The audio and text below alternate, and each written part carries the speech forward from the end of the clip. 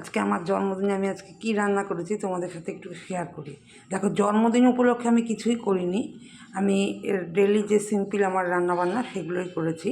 তো আমার মা বলছে বাজার থেকে চিকেন নিয়ে আসতে পারতি, চিকেন আর পোলাও করতে পারতি। আমি বললাম কি যে দেখো মা, আমি অনেক ধোয়া কাচা নিয়ে বসেছি, বাজারে যাওয়া সম্ভব হয়নি, আর বাজারে গিয়ে আবার এসে চিকেন করা আমার পক্ষে সম্ভব হবে না।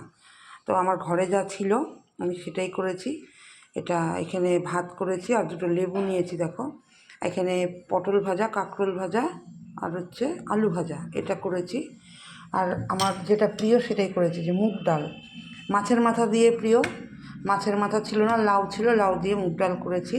আর এখানে এই যে পাবদা মাছ ছিল ঘরে, পাবদা মাছ করেছি সর্ষে পোস্ত দিয়ে। এখানে চাটনি করেছি, খেজুর, আমসত্ত্ব আর হচ্ছে টমেটোর চাটনি করেছি। এটা দিয়ে খেজুর, কিশমিশ আর টমেটো দিয়ে চাটনি করেছি, আমসত্ত্বটা দিইনি। আর এটা হচ্ছে পায়েস, ওই যে দুপুরবেলা যেটা করলাম 12টার সময়। তো এই হচ্ছে আমার জন্মদিনের আজকে রান্নাবান্না, খাওয়া দাওয়া করবো আমি এখন।